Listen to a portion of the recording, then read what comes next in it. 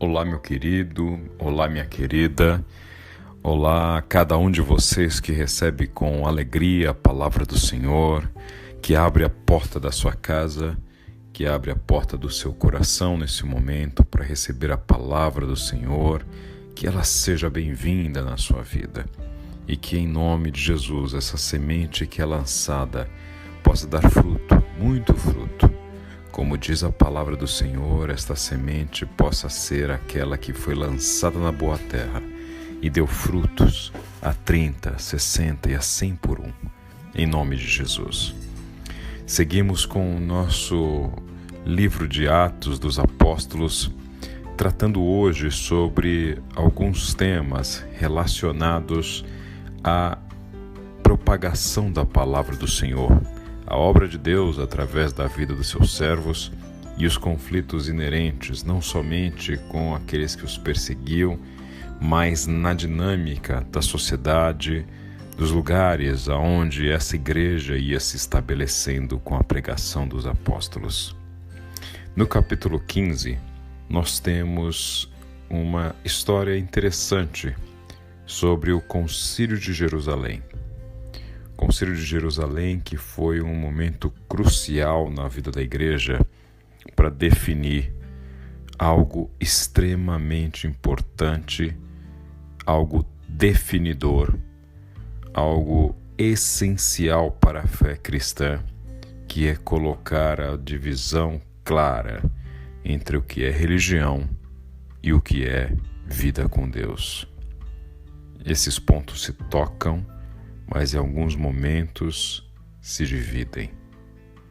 Por vezes percebemos que existe um sentimento religioso, nobre, sincero, um sentimento religioso de alguém que está querendo buscar a Deus, que está querendo se aproximar do Senhor, que está querendo crescer espiritualmente, mas em alguns momentos essa religião se torna simplesmente uma reprodução de rituais vazios, sem sentido e que mais afastam do que aproximam as pessoas de Deus. Foi assim quando a igreja começou a ver a pressão de alguns judeus para que os novos convertidos de outras nacionalidades, de outras origens, passassem a fazer a circuncisão, que era aquele corte na pele do prepúcio do menino ao 8º dia de vida ou do prosélito que havia se convertido como sinal do seu compromisso com Deus. Era assim entre os judeus instituída essa circuncisão com Abraão, o pai da fé, o patriarca. No entanto, percebe-se que impor a pessoas de nacionalidade, de origem diferente, um sinal corpóreo que para elas muito pouco ou quase nada significaria, seria impor algo totalmente distante do espírito da lei. O espírito da lei era aproximar as pessoas de Deus, era dar-lhes um sinal muito mais profundo do que em seus corpos, um sinal em seu coração do seu compromisso com Deus. Essa discussão entre salvação pela fé e religiosidade faz com que Paulo e Barnabé, os grandes apóstolos dos gentios, vão até Jerusalém para discutir com os apóstolos, com Pedro, com Tiago, com a igreja do Senhor, essa questão que poderia dividi-la, que poderia afastar irmãos, que poderia eventualmente provocar a cisão e a criação de uma nova religião, que não havia sido o intuito sequer de Jesus. Ao chegarem em Jerusalém, esses irmãos começam a refletir sobre o assunto, apóstolos e presbíteros se reúnem para considerar essa questão, e então Pedro se levanta e dirige-se a cada um dizendo: nós cremos que somos salvos pela graça de nosso Senhor Jesus, tanto nós judeus como os gentios. Tiago também assevera essa importância da edificação da igreja sobre uma nação que não seria mais escolhida por conta dos seus laços sanguíneos, mas por causa da sua fé em Cristo. E deixa bem claro que o que a igreja exigiria de gentios seria o mesmo que deveria exigir na essência dos judeus. Se abstenham de comer coisas oferecidas a ídolos, se abstenham da imoralidade sexual, se abstenham de carne e de animais estrangulados e de sangue. Quando ouvimos essa recomendação de Tiago, e isso se tornou inclusive uma carta do concílio aos cristãos gentios, com esses 4 requisitos ou 4 orientações, percebemos que alguns deles podem parecer algo extremamente banal, mas vale aqui uma contextualização. Quando o apóstolo e depois na carta dirigida aos gentios, fica claro que a orientação aos gentios era se abstenham da imoralidade sexual. Isso tem um cunho essencial e importante. A imoralidade sexual não é simplesmente uma questão religiosa. É uma questão de importância do respeito do ser humano para com seu próximo, da fidelidade, da lealdade, da construção de relacionamentos mais profundos do que simplesmente uma noite em uma cama qualquer.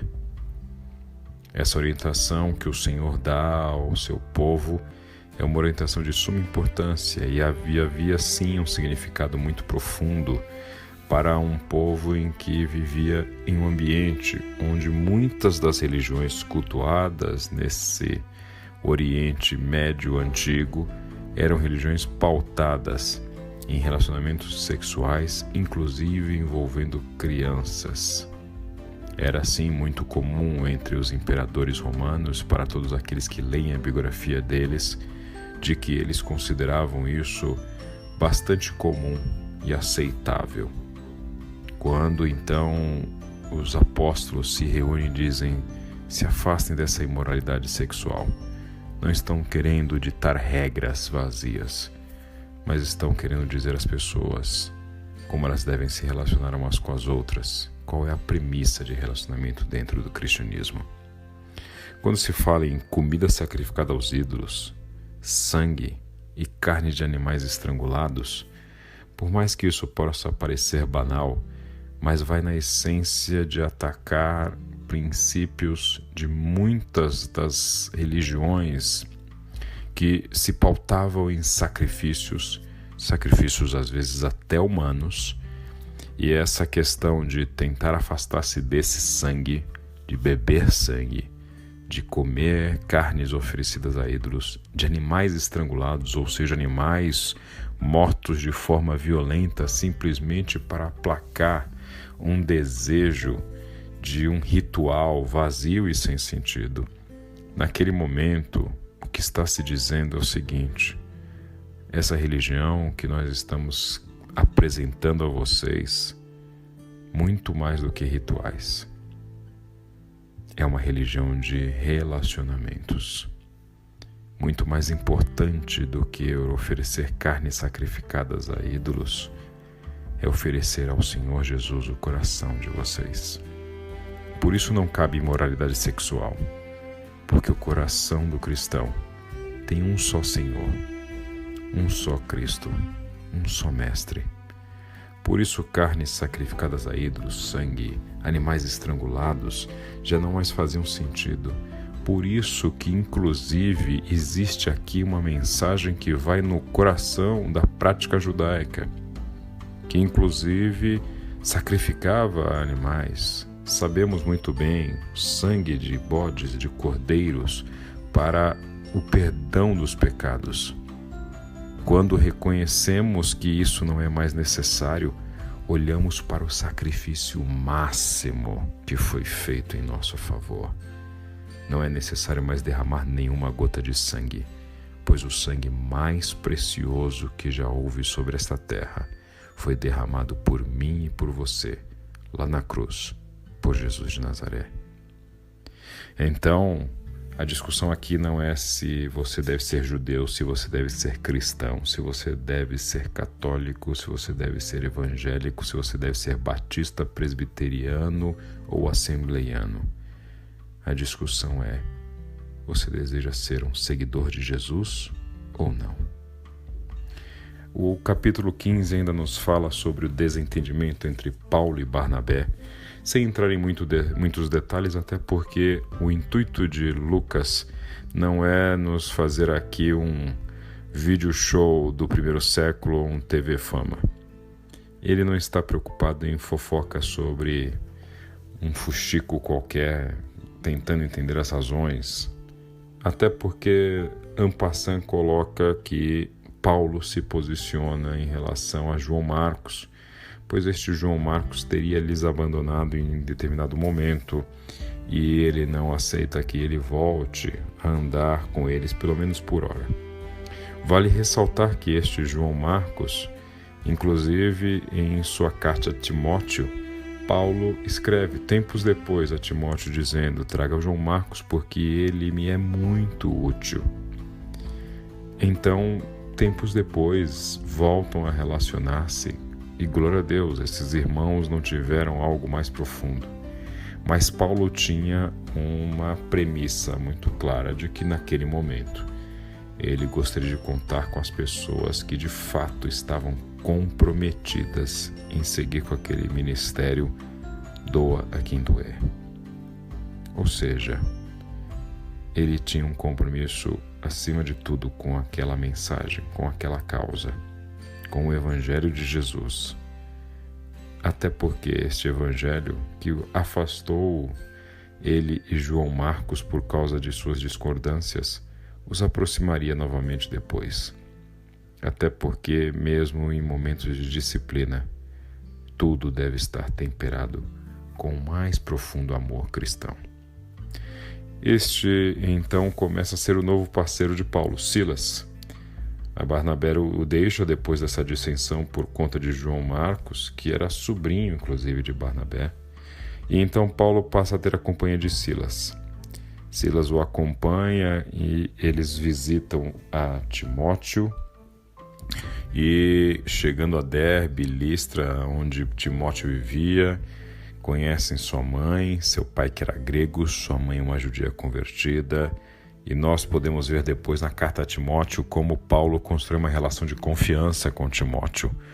Provavelmente um rapaz mais jovem do que Paulo, que recebe a mentoria de Paulo, e um rapaz a quem Paulo dedica parte de seu tempo e energia para a sua formação, não somente espiritual, mas também a sua formação como cidadão, como líder. Paulo, inclusive, o encorajando para que ninguém o submetesse a humilhações ou que ninguém considerasse jovem demais para ser respeitado, porque sobre ele, sobre Timóteo, Paulo havia imposto as mãos, e essa imposição de mãos, segundo Paulo, em nome de Jesus, na autoridade do Espírito Santo, era suficiente para encorajar Timóteo naquilo que ele precisava fazer. Paulo, então, também tem uma visão seguindo as suas viagens missionárias em Troade, onde aparece um homem que lhe diz: passa para a Macedônia. E essa imagem é importante para Paulo, esta visão espiritual, pois de fato isso o estimula a buscar, a ir até pessoas que estavam precisando ouvir o Evangelho de Jesus na Macedônia, o lugar onde Deus queria que Paulo estivesse. A Bíblia nos conta também da conversão de Lídia em Filipos, uma mulher vendedora de tecido da cidade de Tiatira. Ela teve seu coração aberto para atender a mensagem de Paulo e, sendo batizada, se torna uma crente no Senhor. Nessa cidade de Filipos, onde Lídia se converte, também nos conta Lucas, no livro de Atos, que Paulo e Silas são presos. Indo para o lugar de oração, eles encontram uma escrava que tinha um espírito que predizia o futuro. Essa moça, predizendo o futuro, começava a falar coisas a respeito do que aconteceria com as pessoas, e seus senhores ganhavam muito dinheiro com essas adivinhações. Quando Paulo e Silas passavam na rua, essa moça inclusive chegava a gritar: "Estes homens são servos do Deus Altíssimo e lhes anunciam o caminho da salvação." Fazia isso durante muitos dias, até o momento em que Paulo ficou indignado, voltou-se e disse ao Espírito: "Em nome de Jesus Cristo, eu te ordeno que saia dela." E no mesmo instante o Espírito a deixou. Paulo, então, sofre uma perseguição que tem um outro cunho, não somente religioso, mas aqui econômico, pois seus senhores, indignados com a perda dessa receita, levam aos magistrados reclamando dessa perturbação criada pelos judeus Paulo e Silas aos romanos em Filipos. E então a multidão se junta contra Paulo e Silas, e os magistrados lhe ordenam que tirem as roupas deles e os açoitem. São severamente açoitados e presos. Veja que Paulo e Silas se levantam contra uma escrava que está sendo explorada, libertam-na não somente espiritualmente falando, mas quando Paulo expulsa o demônio, está também libertando aquela moça das amarras que a tornavam subjugada por um sistema que a explorava financeiramente, que via nela simplesmente um objeto de receita. Ou seja, o Evangelho de Jesus não vem somente para tratar-nos espiritualmente. O Evangelho de Jesus nos faz cidadãos livres. E Paulo e Silas, então presos, diz-nos a palavra que eles, mesmo naquela situação indigna, vexatória, humilhante, as prisões da época, que se pareciam muito mais com masmorras, inclusive, diga-se de passagem, no Brasil nós temos uma situação prisional bastante degradante, bastante humilhante para aqueles que já passaram por situações vinculadas ao sistema prisional no Brasil. Independentemente do crime que aquela pessoa tenha cometido, é indigno pensar que ela pode ser lançada num lugar insalubre, violento, aonde para dormir as pessoas precisam se revezar, onde são expostas à violência, doenças, humilhações. Nada pode tirar de um ser humano a dignidade que ele tem de ser humano, pois isso não foi concedido sequer por ele mesmo, mas por Deus, pois todos somos imagem e semelhança do Altíssimo. Quando Paulo e Silas estão presos então nesta masmorra, nesse lugar insalubre, dados da época nos contam que essas prisões ficavam em lugares muitas vezes abaixo da terra, em cavernas, em lugares escuros, e se ajuntavam várias pessoas num mesmo salão, sendo presas por correntes, em madeiras, lado a lado, sem poderem se movimentar durante o dia, sem poderem se exercitar, sem poderem caminhar, e comendo de forma bastante limitada.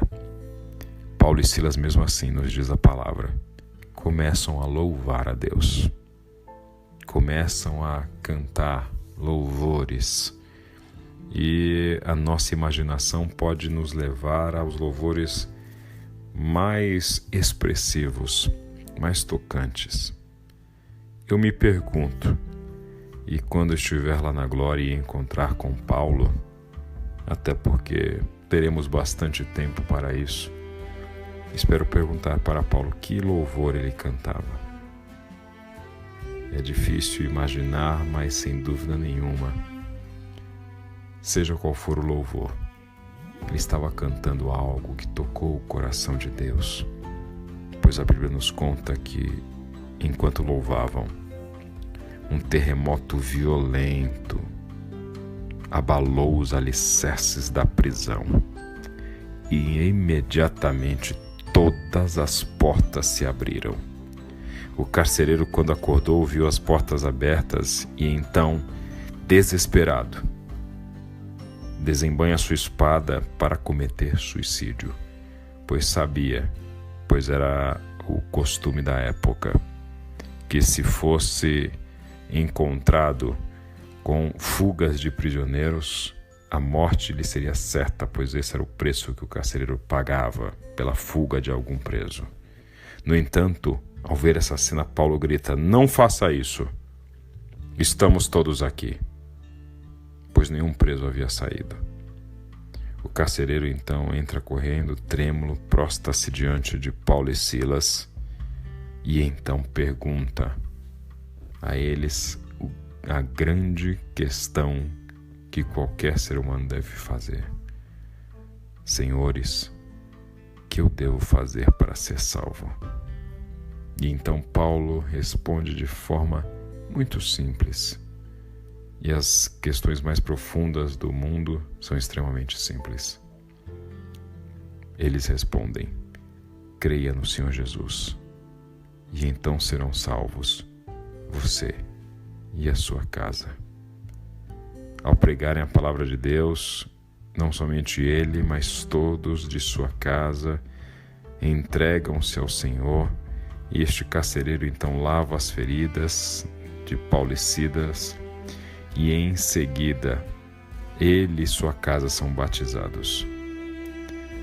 Passa então a levá-los à sua casa, eles têm acesso a uma refeição digna, e é isso que o Evangelho então faz: torna prisioneiros seres humanos novamente.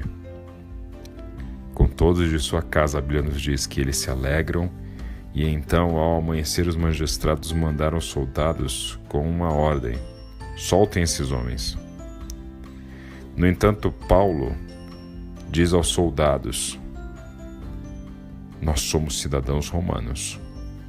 Nos açoitaram publicamente, sem processo formal, nos lançaram na prisão e agora querem livrar-se de nós secretamente? Não, venham eles mesmos e nos libertem. Paulo impõe uma humilhação àqueles magistrados que tomaram uma atitude, inclusive do ponto de vista legal, totalmente arbitrária. Paulo, ciente dos seus direitos, deixa bem claro que, como cidadão romano, ele merecia um julgamento justo. E então segue Paulo e Silas. Mesmo tendo sido presos, nada pode lhes parar. Vão para Tessalônica e em Tessalônica decidem pregar numa sinagoga judaica, até porque sempre buscavam esses lugares onde eles teriam uma melhor acolhida por serem judeus. Ao começar a pregar, pessoas começam a se converter ao Senhor Jesus, gregos tementes a Deus, mulheres de alta posição, mas os judeus da sinagoga, alguns deles, ficam com inveja. Reúnem homens perversos e invadem a casa de Jason, que estava ali recebendo Paulo e Silas, para trazê-los para o meio da multidão. Não encontram, no entanto, Paulo e Silas, mas impõem a Jason a exposição, a vergonha, dizendo que Paulo e Silas estavam agindo contra César, dizendo que existiria um outro rei, chamado Jesus. Os oficiais da cidade ficam agitados, pois de fato existe aqui um crime de sedição. No entanto, Paulo e Silas já haviam seguido para Bereia. Bereia é uma cidade onde, ao pregarem, eles percebem que as pessoas tinham um hábito na sinagoga bastante apropriado.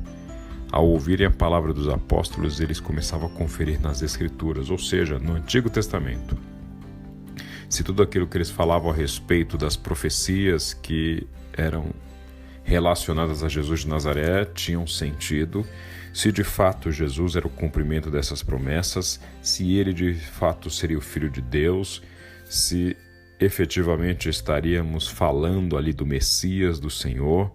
E Lucas faz questão de dizer que inclusive se encontram ali os mais nobres, pois eles conferem na palavra se tudo o que aqueles apóstolos diziam era coerente e era verdadeiro. Então segue Paulo, mais uma vez, para a capital intelectual do mundo antigo. Chega Paulo à cidade de Atenas. Aqui eu entendo que Paulo faz uma parada num dos locais mais emblemáticos da história da humanidade e faz um dos seus discursos mais simbólicos. Chegam em Atenas. Atenas, aonde mais uma vez ele procura pelas sinagogas, mas não se restringe à sinagoga, pois os gregos tinham o hábito de se reunirem nas praças para discutir alguns temas. Paulo então tem acesso a filósofos epicureus, estoicos e começa a discutir com eles. Alguns consideram Paulo um simples tagarela. Outros dizem, ele está anunciando mais um deus estrangeiro. Então decidem abrir a oportunidade de Paulo ir até o Areópago, o grande Areópago, o local das discussões significativas do povo da Grécia, o povo que influenciou intelectualmente e lançou os fundamentos de toda a filosofia política da história e que até hoje nos influencia de forma tão poderosa. Areópago, que significa colina de Ares, que seria um deus grego do trovão e da guerra, o equivalente romano a Marte. O Areópago era localizado imediatamente a oeste da Acrópole e ao sul da Ágora, tendo sido antigamente o local de reunião do tribunal ou do concílio do Areópago. Este concílio governava uma cidade-estado grega, mas nessa época o Areópago detinha autoridade somente nas questões de religião e de moral, reunindo-se no pórtico no canto noroeste da Ágora. Esses homens consideravam-se os fiscais do mundo em relação aos pensamentos religiosos da época. Por isso o convite a Paulo, que estava ali falando sobre, entre aspas, um novo Deus. Eles então falam, queremos saber que novo ensino é esse. Você nos apresenta algumas ideias estranhas e queremos saber o que elas significam. Os atenienses estrangeiros que ali viviam não se preocupavam com outra coisa e queriam ouvir o que Paulo tinha a dizer. E Paulo então começa. Atenienses, vejo que em todos os aspectos vocês são muito religiosos, pois andando pela cidade, observei cuidadosamente seus objetos de culto e encontrei até um altar com esta inscrição: ao Deus desconhecido. Ora, o que vocês adoram, apesar de não conhecerem, eu lhes anuncio. O Deus que fez o mundo e tudo o que nele há é o Senhor dos céus e da terra, e não habita em santuários feitos por mãos humanas. Ele não é servido por mãos de homens, como se necessitasse de algo, porque Ele mesmo dá a todos a vida, o fôlego e as demais coisas. De um só Ele fez todos os povos, para que povoassem toda a terra, tendo determinado os tempos anteriormente estabelecidos e os lugares exatos em que deveriam habitar. Deus fez isso para que os homens o buscassem e talvez, tateando, pudessem encontrá-lo, embora não esteja longe de cada um de nós. Pois nele vivemos, nos movemos e existimos.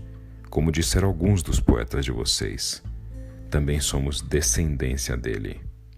Assim, visto que somos descendência de Deus, não devemos pensar que a divindade é semelhante a uma escultura de ouro, prata ou pedra, feita pela arte e imaginação do homem. No passado, Deus não levou em conta essa ignorância, mas agora ordena que todos, em todo lugar, se arrependam. Pois estabeleceu um dia em que há de julgar o mundo com justiça, por meio do homem que designou, e deu provas disso a todos, ressuscitando-o dentre os mortos, Jesus de Nazaré. Ao fazer este discurso, a multidão se divide. Alguns zombam ao ouvirem falar sobre mortos sendo ressuscitados. Outros dizem: queremos ouvi-lo novamente alguma outra vez. No entanto, alguns se juntam a Paulo e creem, entre eles Dionísio, membro do Areópago, e também uma mulher chamada Dâmaris, e ainda outros com eles.